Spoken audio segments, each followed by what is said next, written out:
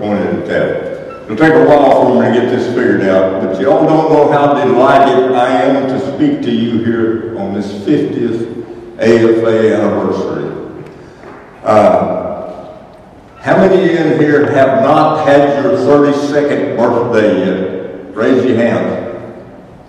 Oh my goodness. So you guys will be in for some new stuff. The rest of you may have heard me talk about this before. But it's been 32 years since I spoke before this convention. They've asked me a few times, but I really didn't have anything to say. And I want to inform you right now, I still don't have much to say, but I got a lot of pictures.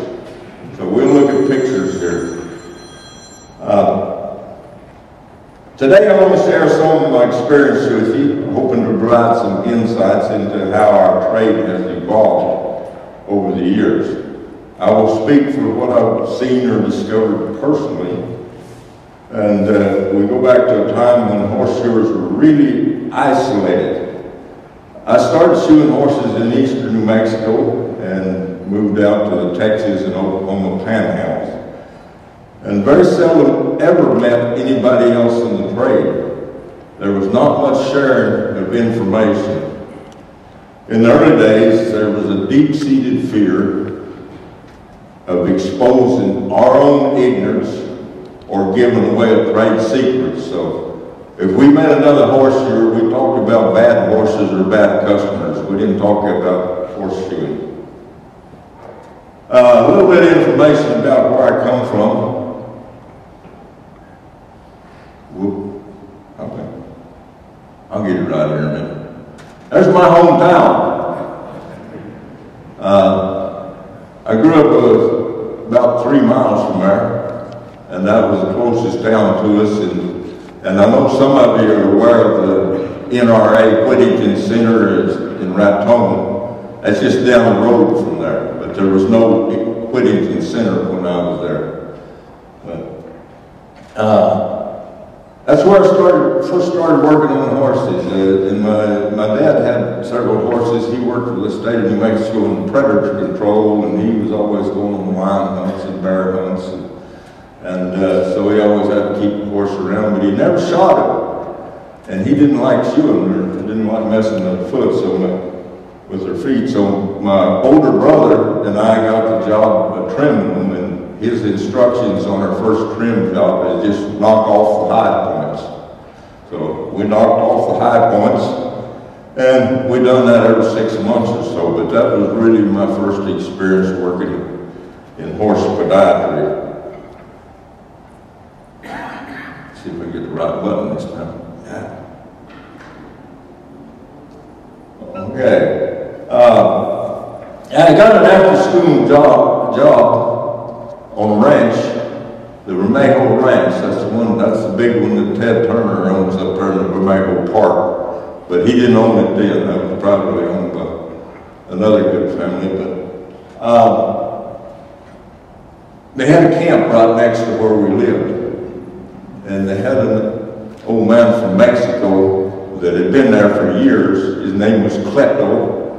And one day he just said, no quiere trabajo, muy malo. And he loaded his stuff up and went back to Mexico.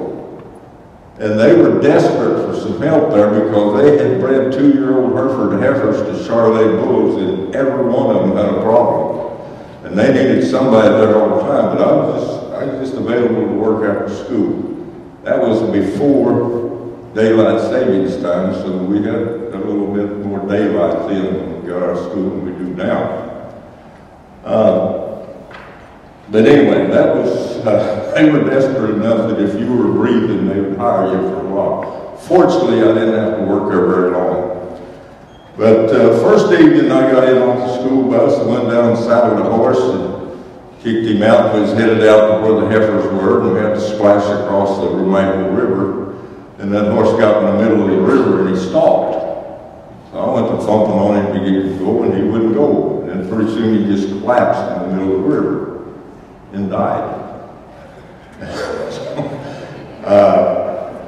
I struggled a while. It took a while to get my saddle off in the middle of that river. The water was only about 8 inches deep or so, but it still was hard to get that saddle off with a dead horse in it.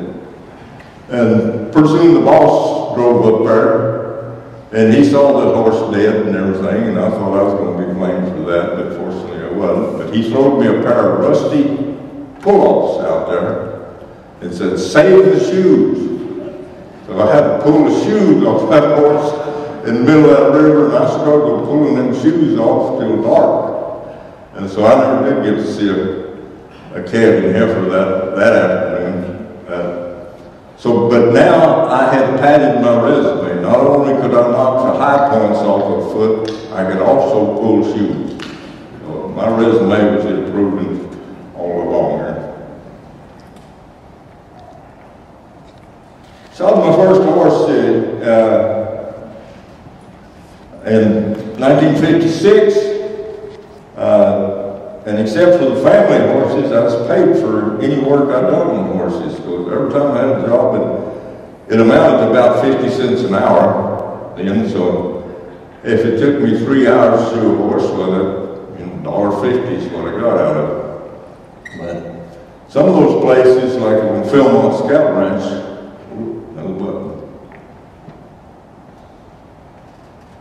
the Philmont Scout Ranch hired us, and 8 of us shot 400 head of horses there, and it took us 2 weeks to do it, so that was about 50 head per person. And some of the guys had been through that the year before, and so they were the experienced ones. Those are the people we were learning from. But we were getting $145 a month, that room and board. We got 1 night a week off, so if you wanted to raise and pay, the best thing you could do was eat more food. So that's how I raised the price of a horse. We had 2 lessons there. First lesson I got in formal training was which way to turn the nail. I was not aware that those nails were directly oriented. And second was to leave the quarters alone. You trim the heels and the toe. And on barefooted horses, the quarters always took care of themselves. And it only took me a few days to master that little trick, but I finally got it done. Okay. We didn't have to waste any time listening to somebody tell, show, or insist that we do it the right way. That's kind of a hindrance to the learning process. If somebody's looking over your shoulder and making you do it right, I mean, there was no such thing as right. Nobody knew what was right.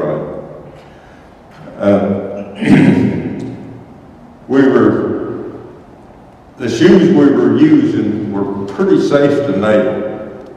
And I know some of you are probably familiar with the Phoenix shoe, but I'll tell you the good points about them. Y'all probably already know the bad points.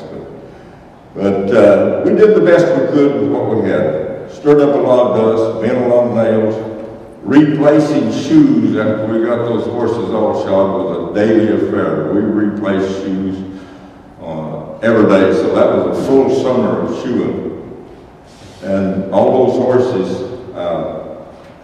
were only shod for 3 months during the season, and we never reset a horse totally all the way around. We just replaced shoes as they fell off. So each horse probably wore 3 or 4 sets of shoes during that 3-month period, because we lost a lot of shoes up on the rocks on that hill.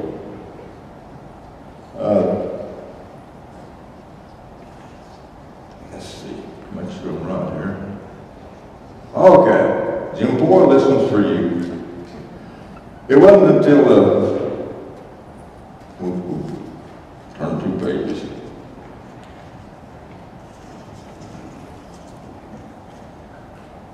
In the mid-50s, when I started out, most of the old-time horseshoers had died or retired and didn't pass on their skills.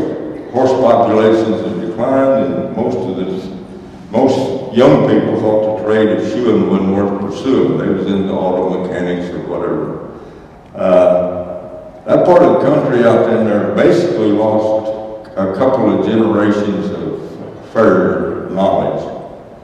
I, like many others, had to reinvent the wheel. Well, a few coal forges around, not many could operate them, and we didn't have a good coal. Our cone was just barely New Mexico is noted for producing stoker coal, not forged coal. So coal shaping was the only way to go at that time. It wasn't until the 60s or 70s that the resurgence of leisure time sport horses brought back a demand for better trained farriers. But training was difficult to find. I desperately wanted to learn more about it once I got involved in it, but there was no opportunity. There was no internet. I couldn't Google horseshoeing. The only way of communication was landline phone or U.S. Postal Service. And if you try to conduct a class over that don't work very good. They couldn't find apprenticeships because the old guys were all gone. And so it was 25 years that I shot horses before I heard of the AFA. It originated not very far from where I was at, about a 2.5, 3-hour drive from where I lived.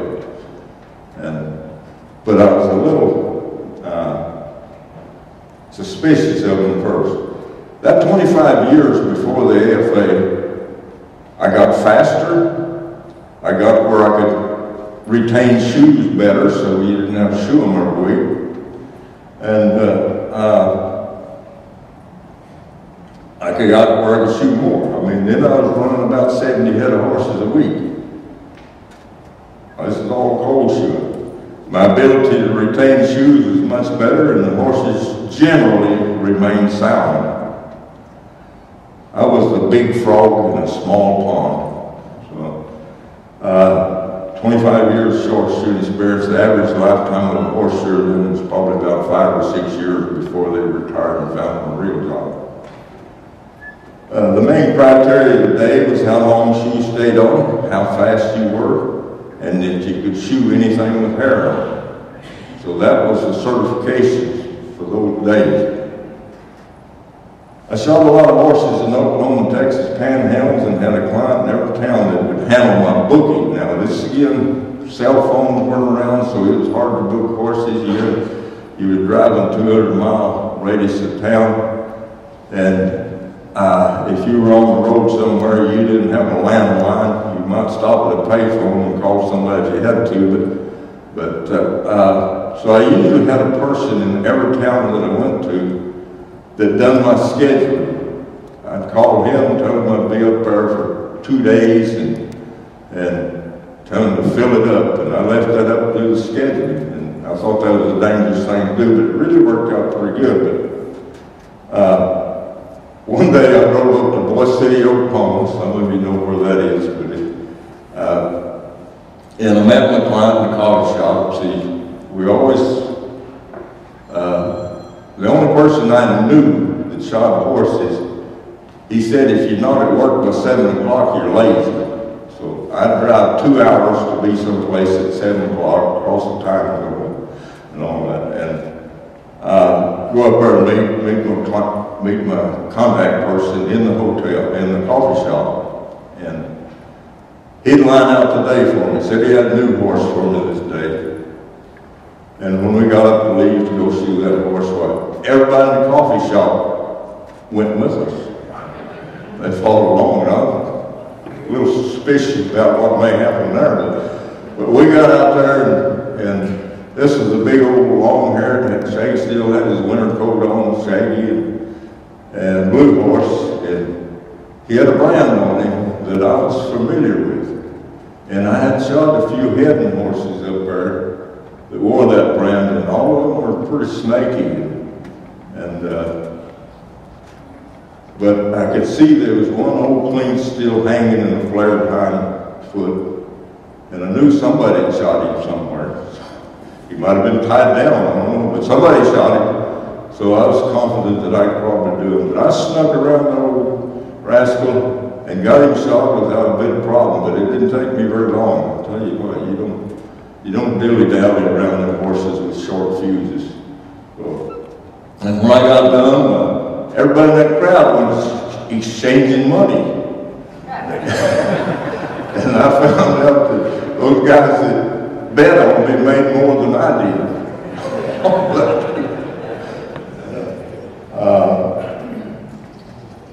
That wasn't the best advertisement a person can get. I informed those that bet against me that that was not a challenge to find a ranker horse.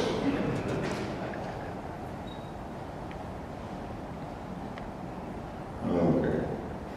I think I got ahead of myself there then. But anyway, that's proof. We didn't have photographs back in to take pictures of, but that's a photograph of me working on horses in the early 60s. And we were pulling shoes there and turning them horses out for the winter after the fall works, and then they made us use them damn shoes again. And they didn't fit the first time around, and they were harder to make fit the second time around. But I got where I really hated reset of shoes.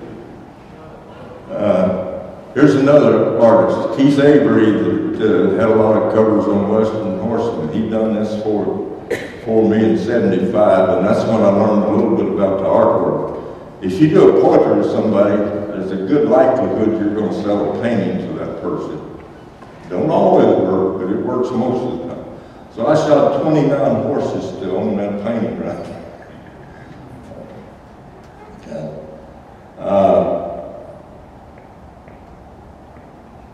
Yeah, that reset in that place where I was working at then, they had kegs full of shoes in the barn, and these were the wooden kegs. But they still made us use them shoes until they were wore plumb out. So, yeah, I got where I just like, when I shot horses professionally, I very seldom ever reset a shoe unless you could still read the logo and the brand on it, or it was a handmade shoe that took quite a bit. It was pretty challenging to make. I reset some logo. But very seldom I reset one because I could fit up the keg shoe and quicker than I could clean up a keg shoe. Okay, here's one on, we hobbled horses. Horses were seldom tied. Most of them all were in the bridle, they had leather reins on them, and then people didn't like the reins getting broke when that horse set back. So we hobbled. And consequently, most of the time we started on the rear end. And a lot of them nervous horses probably adjusted to that a little better than when you jerk the front foot out. But just a little bit, one of the first lessons in there, probably all of you are aware of that, but the body language on that horse and that fellow on the right. And I know the man on the right, he was a big stout, he was a cattle foreman on a large ranch. But he knew cattle well, but horses not so much. You see that horse pretty uncomfortable. This guy picks that foot up, walks out as far as he can go behind that horse. He's got to keep one hand on the foot to keep the horse from jerking it away, and that horse desperately wants that foot back, but he's stout enough that he can hold it a while, but he can only work with one hand. And then the other one is just a few years later, he was one of my early apprentices, and a heck of a cowboy. He runs a ranch in Arizona now, but he was a good horseman, along with a cowman. And he was going to take over my business when I started school, but he got along with horses well, but he didn't get along with my clients well. He went back to the country.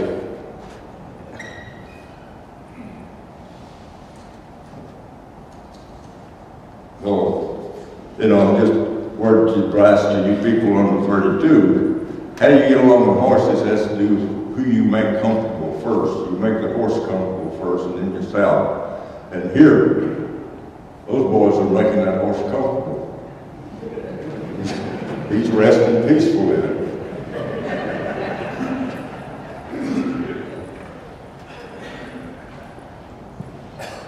Okay, this was a horseshoe kid at the time. We had no concept of shoeing boxes. Boy, that was a new invention, doesn't it? But you always had a foot rope. Now, in those days, it was manila rope. That's a cotton rope. A manila rope was hard on everything it touched. It had stickers in it, and it would burn the heck out of your hands and out of the horse's legs and whatever. So cotton was a big development in foot ropes at that time. And there's an ender's hammer, and if you'll notice on the end of that handle, there's a rawhide ring knot there. But this goes back to the times when we were done things by tradition and not for practicality. but the first time you got a new driving hammer, you cut about 6 inches of handle off. And again, I never knew why, because I like to hold that handle back there about where that missing 16 inches was. But that ring knot was there, that kind of made up for the missing 6 inches of hammer handle. So that's where I held that ring knot right in the handle. And then the old Hibbert double-ended rasp. You never broke one of those. Those things were about almost a ½ inch thick at the thickest part of them. And they were operated with one hand, like a cowboss was using there. I mean, that was a one-handed rasp. And you usually had to get a year or better out of them. And you never hot rasp anything. I went down to Mexico a few years later, where Mexico was just about 40 years behind where we are up here on their horseshoe. And I pulled out a rasp and went to hot rasp in a shoe, and this old rancher said I fired Lynn for less than that. So they took care of them rasps, because they had to last a year. When I got really full blown on the shoe, I put a handle on a new rasp every morning. Sounds expensive, but if you're shoeing 12, 15 head of horses a day, you got done a lot quicker, and it's worth the cost of that rasp. You could prorate that out, and rasp for about $15, so it cost you $1 worth of rasp to shoe a horse. But it sure took a lot of strain off your body to always use a sharp tool. And then Ender's hoof padders. Anybody ever use those? I'm sure some of you have in here. That was also the pull-offs. And since you didn't have much in the way of cutting tools in there, sometimes on them old hard New Mexico feet, you kind of had to let some of the hoof prep slide a little bit. And you notice there's no knife in there, because a knife is totally useless on them hard feet. There's your portable horseshoeing rig. And of course, at that time, we weren't even aware that there was such a thing as a professional farrier. If you had horses, you were expected to know how to take care of their feet, and you were born with the knowledge. That was an inherent trait. If you were a cowboy, you were born with the knowledge to shoe a horse. So anyway, foot rope, a picking string there. You could use that picking string as a hobble, and you could also tie that gunny sack up around it. All those tools to keep in. And you carried the tools in your bedroom. That's one reason you didn't have an animal, so you didn't fit in your bedroom. What we used for animals quite often was rock, hard ground, or in some cases, an old sledgehammer head with a handle knocked out of it, and you could put that old cowboy hook on the shoe through that sledgehammer hole. Okay, there's the shoes of the time. Phoenix. And we still see those showing up there once in a while. Those things were all over the Southwest. And you know that they were really a pretty clean made shoe for the time. And the nail holes were usually pretty good, but they were really punched fine. And right now people gasp when they see that fine punching, but we had to learn how to use them. They had unfinished heels. That didn't bother us none. We just bent it in for it wouldn't stick out. If you fit your shoe to the white line, with the nail holes over the white line, you could nail them things up as good as any shoe. If you fit them to the perimeter of the foot, you had really low clinches and cracked walls and whatever. So it was a different style. But you put that thing on a foot with some nail holes over the outside edge of the white line, you got basically what they're calling an omnidirectional shoe now. You reduce leverage on that thing. And they were always set back because you couldn't get a toenail in there unless you set back that shoe. And they had a little wedge to them. There's a little lift. The heel was thicker than the toe. And I don't know what it was for them.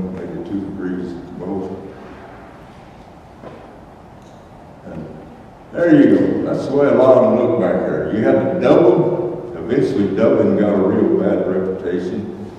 Or you could then, to avoid dubbing them, you could still set them back, and then this term doming come into practice. It was just a dub with a finish, a little more finish work on it. And of course, there was a shot foot, no knife work, didn't even clean the manure out of the foot. But we didn't think that was important at that time.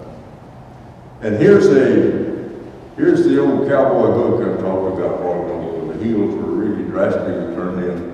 Now, most of the time they were on those horses stood up. And I'm sure every one of you heard somebody tell you, leave the heels alone, stand them up. And when you go to leave an extra heel on that horse, the only way you can fit a shoe without it sticking out is to put that hook on there. Because it changes the shape. When you trim that foot out of balance, anterior posture, it will change the shape of that foot. So that become very popular. And this is not a phoenix, this is a diamond. I put it in there because it was, they weren't used as forges.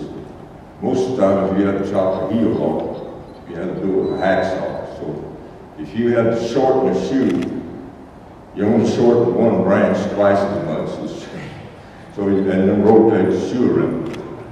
I've been to racetracks, and if there's any players in here, I'm not talking about you, but I've seen them where they take toe grab shoes with toe grabs on them, and cut one heel off and rotate it around. Boy, you talk about ending a racehorse's career pretty fast. That would do it. Okay, even the cavalry.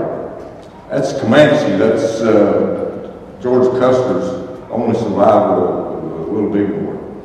And you can see by his posture, and if you can really see down there around his foot capsule, you see he's standing on a lot of heel. He's got excessive heel up there. That posture will usually indicate that, because when the heel goes up, it puts more pressure on the heel when it's standing, and the horse shifts his weight forward just to unload it and equalize the load on the foot.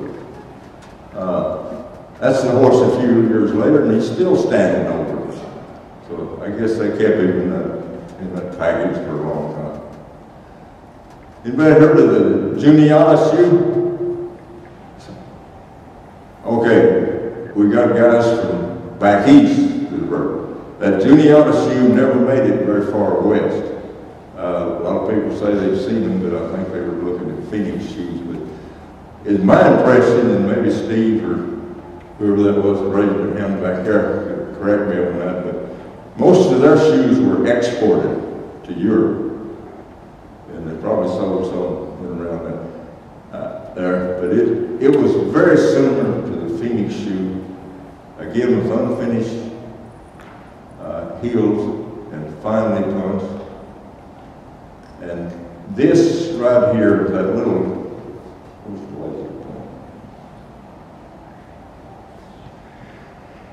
can everybody see that little nick at the end of the heel?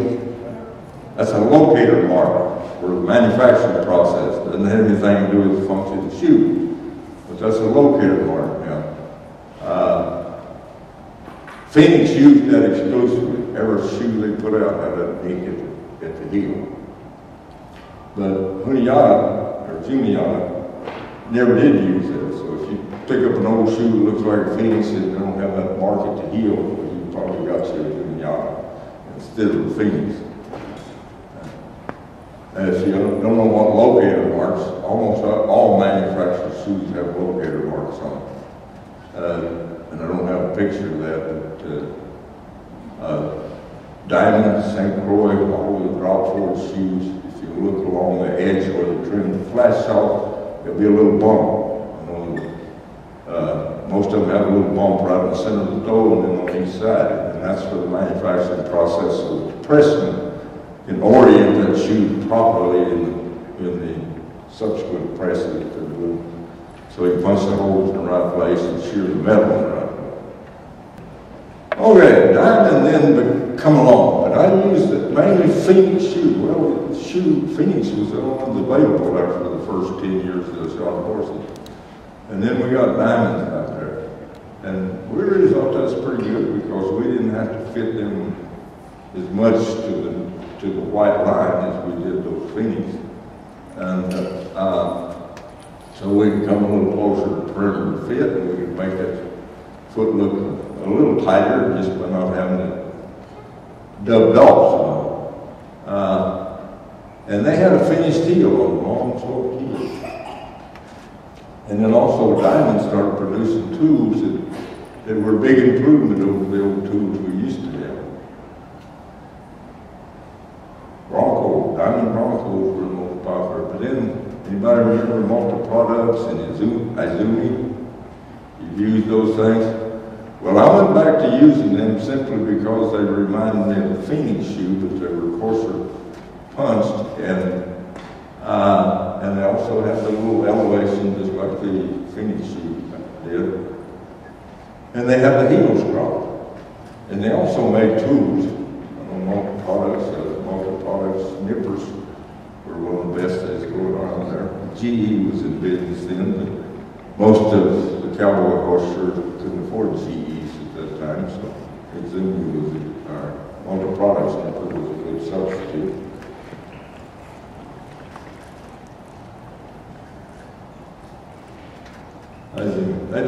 That just shows you that that's very simple, similar to the Phoenix, but they come in front and hind patterns. Now, most of the stores, the feed stores where we got those shoes, they hated front and hind patterns because they had to have double inventory, and they didn't like carrying them. So they always carried the hinds, and the hinds were soft enough that you could pretty easily shape them into a front pattern.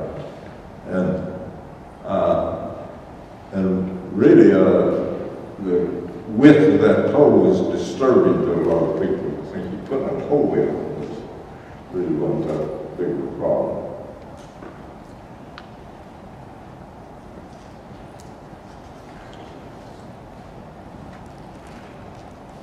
Okay, most of you familiar with Capel nails. Those are 5-pound boxes. 5 pounds of nails in those days cost $7, $1.40 a pound. And I used them, well, that's the only thing I used for the first 20, 30 years was shoeing. Then Cooper come along, and they were a little bit cleaner nailed, or in some cases, depending on which box you were. But used a lot of Coopers when they first come out, but they didn't stay around long enough. That was quite a marketing deal there. They put the 500 count nail into 5-pound boxes and dropped the price. So if you wasn't doing the math, you thought you was getting a hell of a break on that. But really, somebody said they took the time to count a 5-pound box of Capels, and they said it was 1,100 nails in a 5-pound box. So you was buying 500 nails for about 3/4 the price of what you.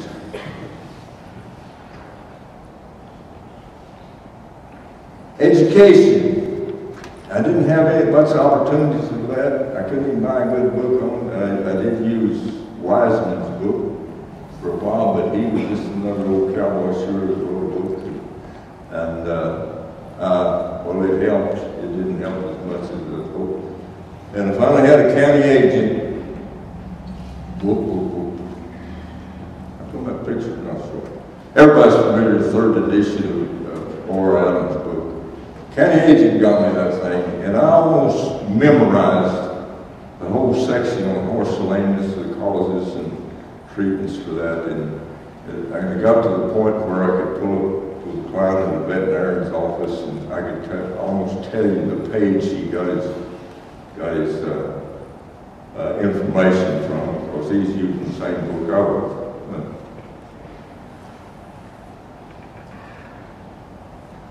So that was the beginning of my formal education. Now we're going to change the topic here just a little bit. Civil War times. Now the reason I'm going into this is there's a big gap in New Mexico on the forged shoes that I really couldn't find much information on. And I think most of the time steel was such a rare commodity that any old shoe was recycled, forged welded, bundled, or whatever, and made into something else. So we don't find those. But as y'all know, the military will abandon things that most civilians won't abandon. The Civil War happened in New Mexico. Not many people are aware that the Civil War is part of that conflict. And we had two battles in the whole state.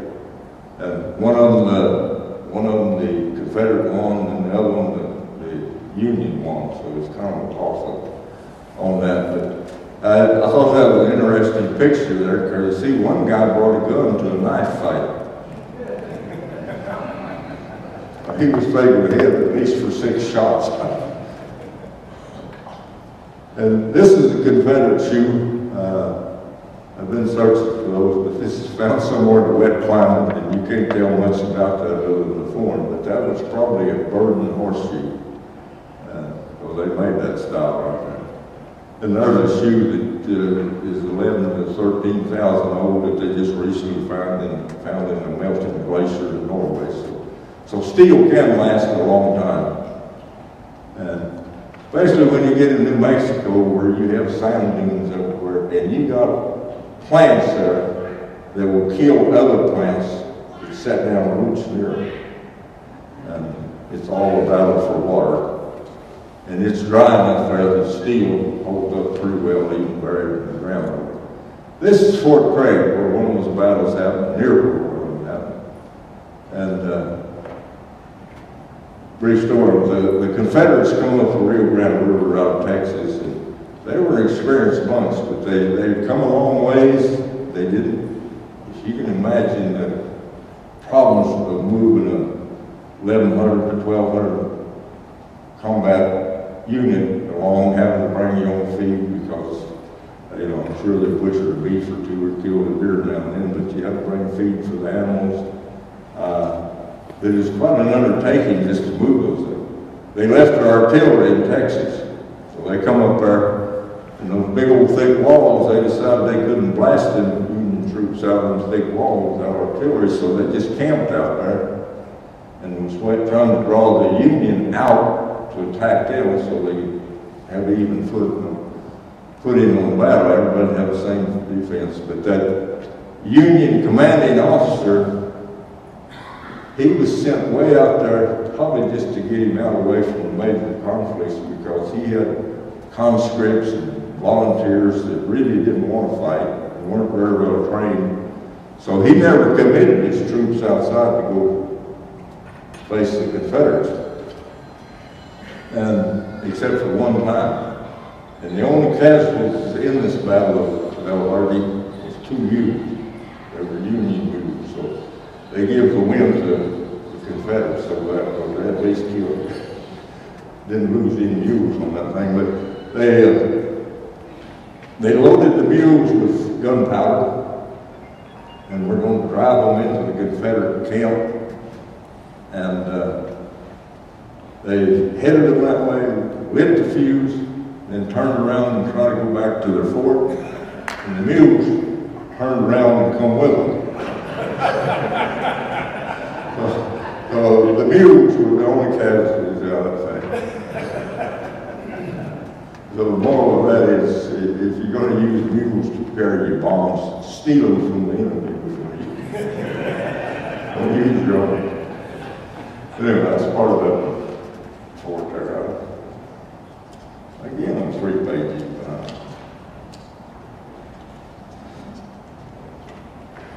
Okay, so these are going to be some of the shoes that were found there, and that fort was only in operation for a few years before the Union, before the Civil War, and closed down, I think, in 1868, so it shut down for years. So these were very likely shoes used at that time. Now, there's some mule shoes in there, and I'm really hoping that that's not one of them poor mules that lost the battle up there. But we see one up there, the upper left one, is a mule shoe, and it's fairly modern looking and may not really be associated with that. That's what's a little iffy on it. But it's fine points, and you can see by the nails that's left there that it was well nailed. A pretty good nail line on that thing. And then you can see, and there's no apparent forge work on it, but the rest of it you can see where they've been forged on. I'm having a little trouble seeing that on the blade. Okay, that's the back side. The other picture was the front side of it, but that's the back side. And you'll notice they concave those, especially the wider sections were concave, deep-seated. Excuse me, deep-seated is what I meant to say. On the narrow sections, they were just minimal seating. Kind of hard to tell it was there. And the shapes on them things, sometimes you can usually pick out a right and left hind, and you can sometimes pick out a front pattern. But again, since the Union did not have their best troops up there, there's a great possibility they probably didn't have their best farriers either. So I don't know whether a lot of that was farrier error or whether it was done purposely. Most of these shoes are really worn on the medial side. And most of you, I think, the greatest wear places on the lateral side of it, is it not? And these were, of course, the mules, and some of these were probably on draft horses. And what little I know about draft and pulling horses, if they do wear, especially on hind, do put a lot of pressure on the medial aspect of that foot. And, you know, the draft horses, they want them to be cow-hocked to really tight behind. So that might explain why so much wear on the medial aspects of the foot. Now, take a look at that source hole for that clip. That's the best source hole, or best clip I found on any of those shoes. It was a strong clip. That shoe was worn completely through the web on there near that clip and even up into the clip. And I'll show you a front picture in a minute. Yeah. And you'll see that it's still a pretty durable clip, even though there's wear on the base of it. And you see some delamination there, and I don't know whether it scabbed some material over that thing or whether they just hammered on cold and created some fractures in it. But that's the best clip I could see over that time. And that source hole, I took a shoe out there in the shop, I got a square bar, cleaned it up real nice, put some sharp edges on it, and gouged that out into the step of the animal. Had to lay it back on the step on the horn. And gouged it out, and I was able to reproduce the same clip. So that's a little different technique than what I've ever used. Now the next one over here, this one. No, that's the first mule shoe. Still a lot of steel in it, had any more of that thing on, but they wore the toe down and done. So that mule was either pulling all the time or else he was having problems with extending his limb under load.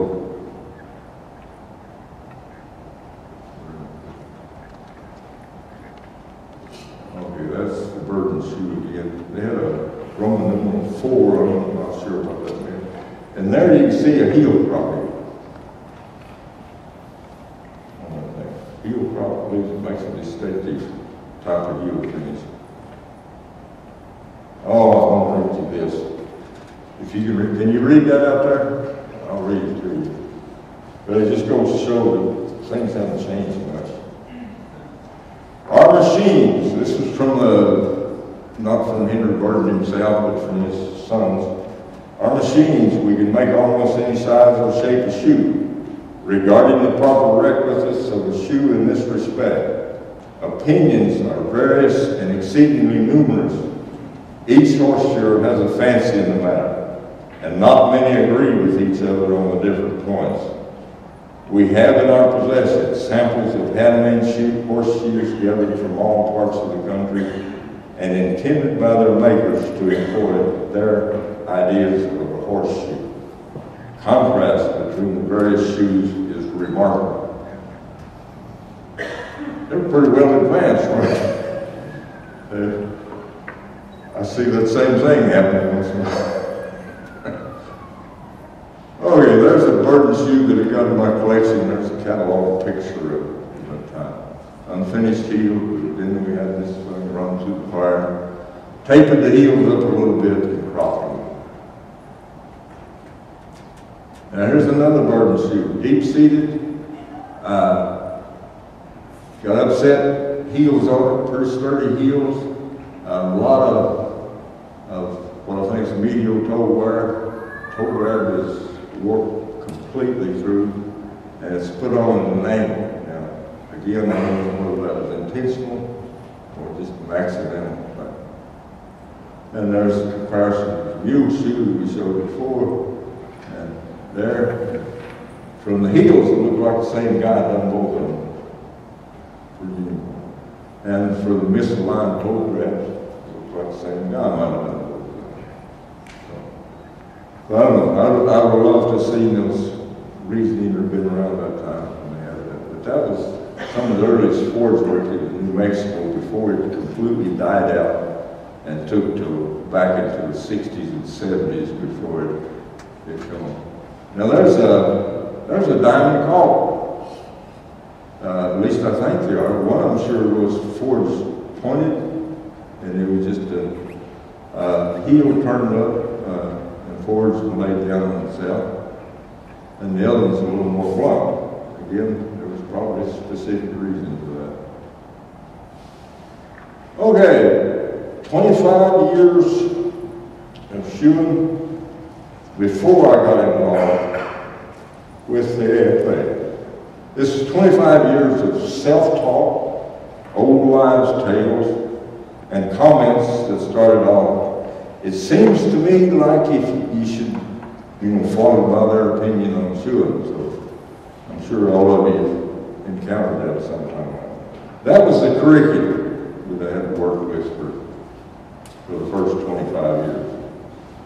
The AFA was a decade old before I decided to become involved. It started in 1971, and this was in 1981 when I went to my first AFA convention. I was suspicious. I was afraid that they fomented government control of horseshoes and would dictate how one operated. To me, horseshoeing was the last bastion of totally free enterprise. You can charge what you want to, you can do what you want to, you can deal with what you want to. We had total freedom. That was free enterprise in its essence. So I thought this was out to change that, diminish that. So I was a little suspicious of it for a long time. I had seen a couple of guys work that were no longer associated with the thing, but I wasn't totally impressed. And I realized now that I was judging the book by 2 paragraphs. Anyway, I didn't know how much I didn't know. That was a big problem. I think with a lot of people, they don't realize how much they don't know of it. And I didn't realize it then. I don't ever recall crippling a horse in the shoe job. So that was what it was. They all walked on sound, but what I do know now, just because they walk on sound doesn't necessarily mean it's the best job you can do for them. A lot of times, you make the same little tiny mistake on each one, he'll walk off sound, and down a year or somewhere later, he's a lame horse. I worked on a lot of, I had a lot of referrals of horses hauled in from a long way that were having a problem with it. And they'd come in and they'd want to know why that horse got lame.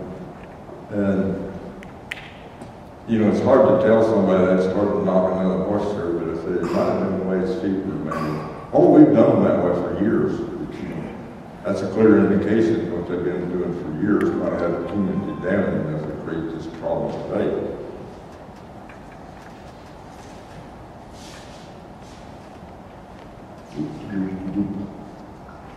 Did I miss one?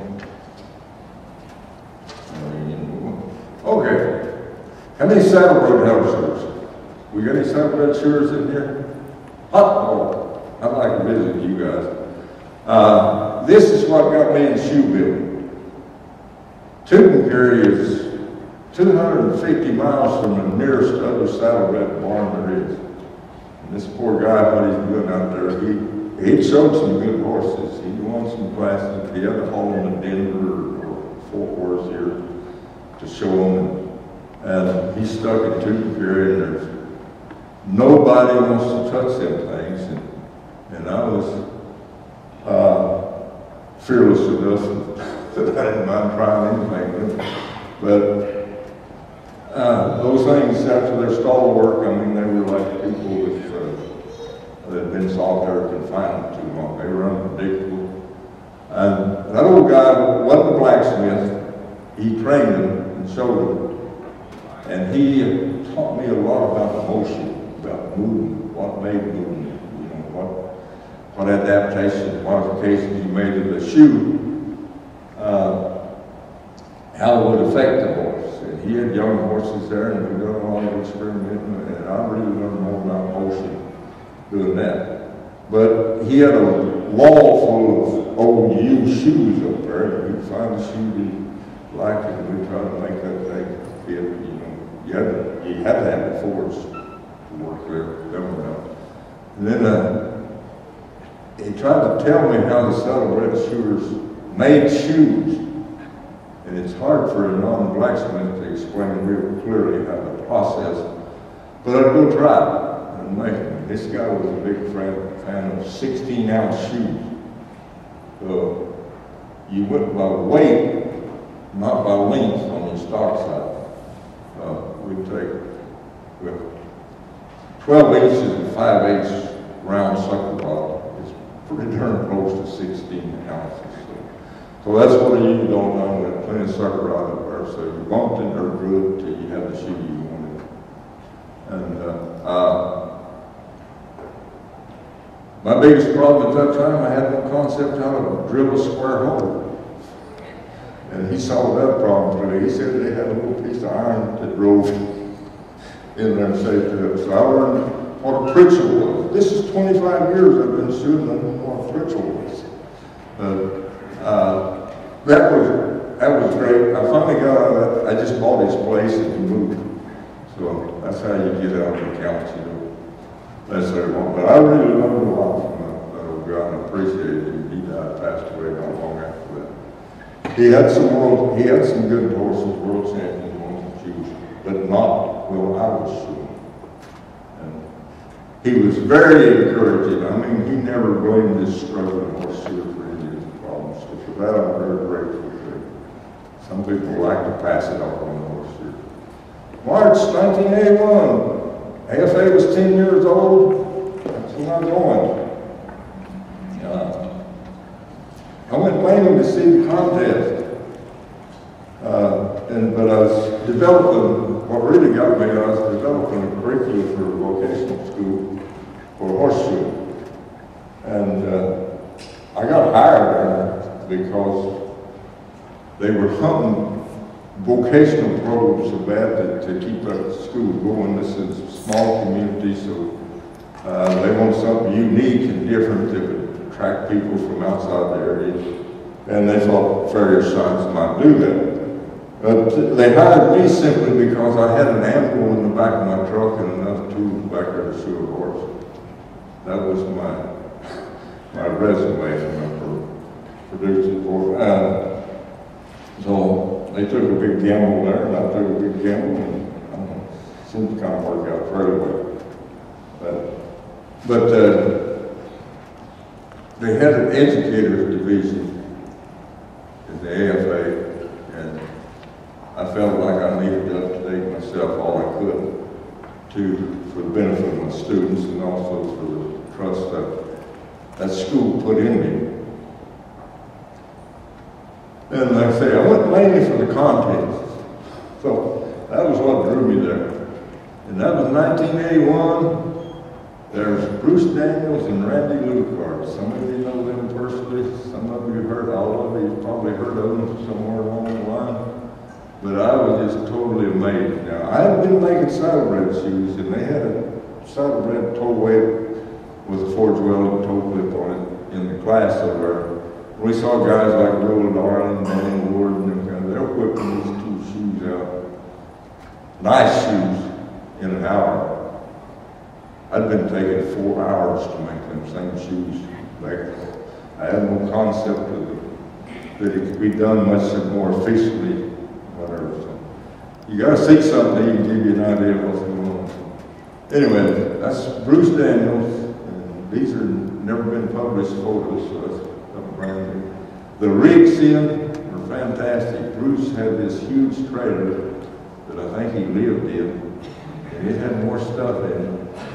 You can see it looks kind of like a gypsy band, but it worked for him. And then Randy had a little homemade topper with a gold ring back door on it, and it worked for him.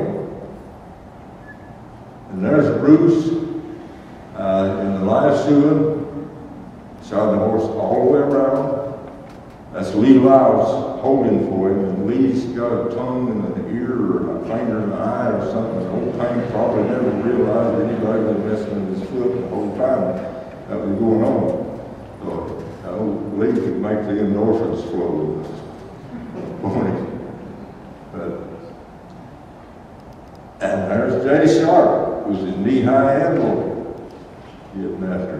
That's the first time I've ever met or seen any of these guys in 1981. And I was humbled and amazed, and I knew then this would not be my last AFA convention I went to. This right there, anybody recognize her? That's Beth Garner. She's the most memorable person I met that first time.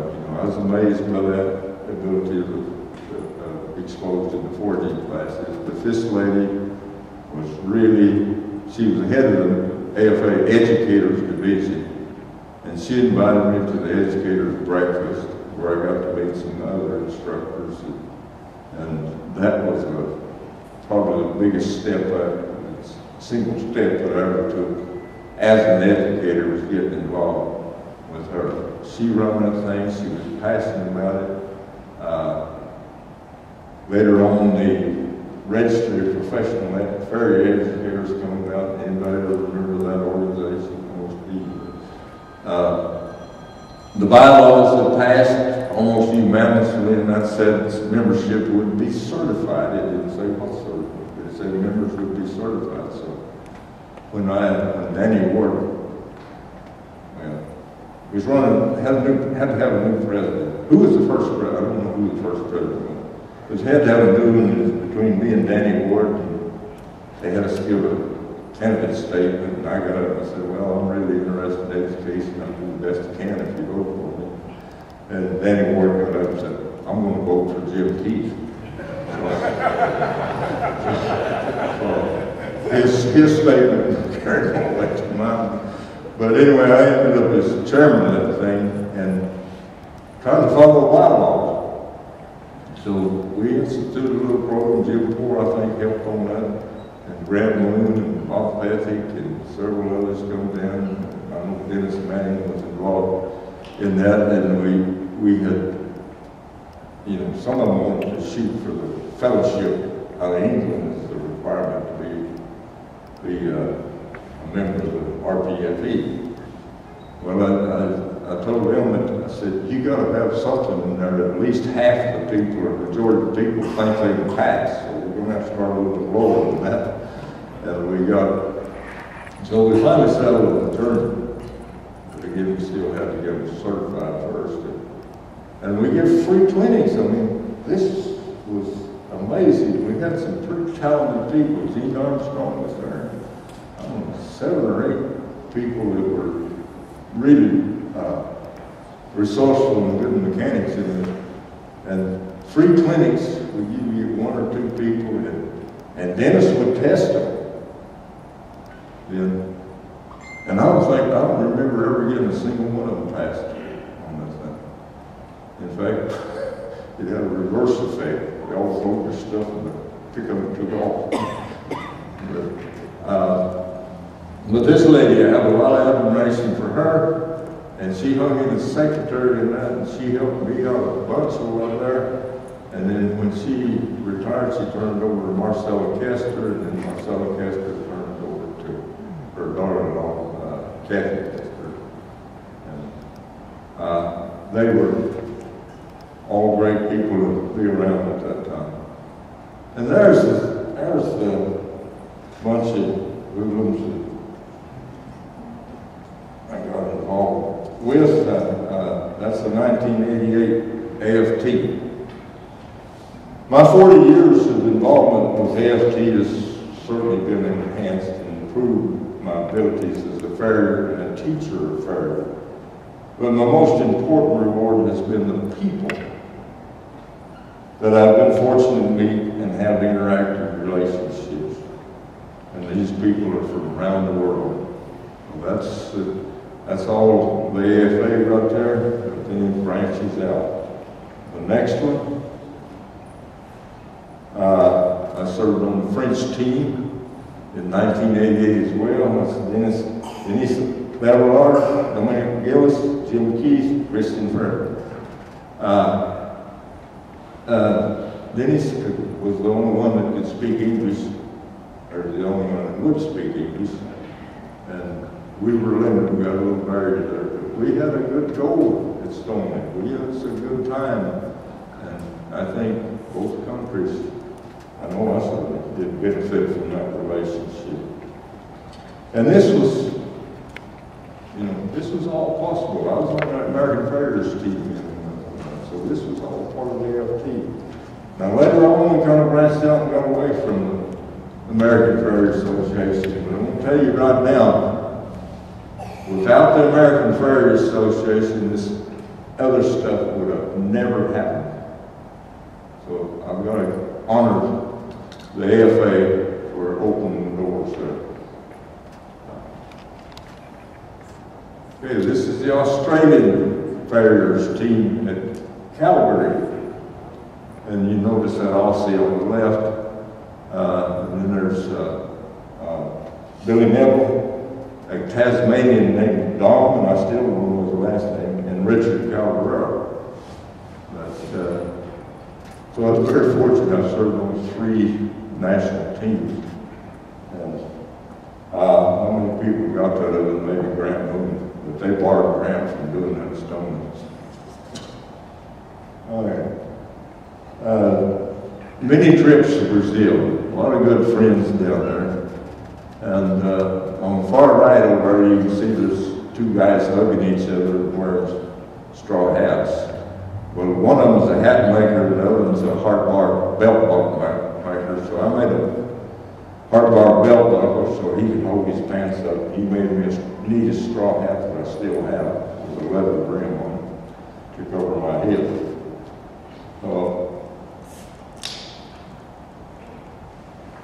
Right here, these are some people, local people from around here. A lot of them Vernon Northwest people, a lot of them don't. But really, it's all about the people that I've met and dealt with. And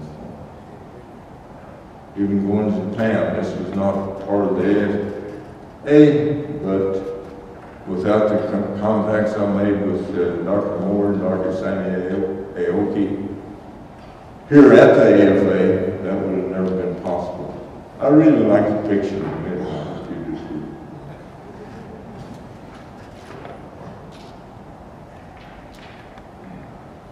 And here on AFA, but there's the Calgary piece that I made that Mr. Hans Mustad purchased, and then he awarded to Paul Robertson, and Paul Robertson won the title of, what was the name of it? Champion of Champions. This is all the former Calgary champions that competed against Mr. Paul Robertson. And Paul uses his doorstop and the back door to keep the chickens out. I'm just kidding, don't touch it. I'll get in trouble if they hear us. And on the other, I was looking for a picture of Marshall Isles. Well, there's no Marshall Isles, but I got to that one and I thought that was a better picture. And here, the animals gone silent. There's a lot more people I could put on that list. That deserve to be on that.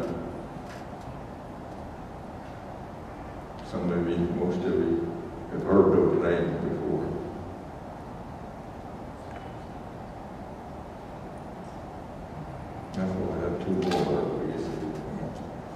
But anyway, those people made a big impression on me. They influenced my life a tremendous amount. And I really thank them.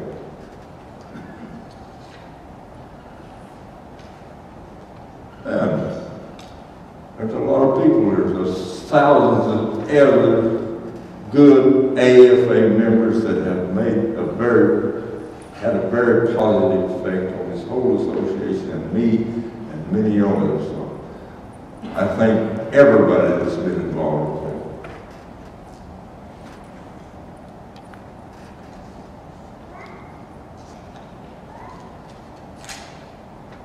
it. 50 years ago, Mr. Walt Taylor made a splash in this industry. The ripples spread outward, slowly at first, but they continued faster as more shoers realized the importance of an association of their peers. Other entities arose around to mix in their ripples. Some intertwined and others took different directions, but all contributed to the growth of the profession. That collective effort brought about the revival of a forgotten trade and made it now a recognized vocation. My years of wandering through this life of shoeing has not all been directly associated with the American Confederate Association, but the AFA is what made it all happen. It opened the doors for me and a lot of other people. And for that, and the Walt's here, thanks to Walt and to all that helped make this possible. The American Confederate Association is the horse I rode in on for my shoeing career. It's one of the best rides I've had, and it will be the one I ride out. Thank you, all of you, for being here. And one last slide, one more slide. And if it wasn't for the AFA, I probably never got rid of those pictures. Thank you all. You've been a great help.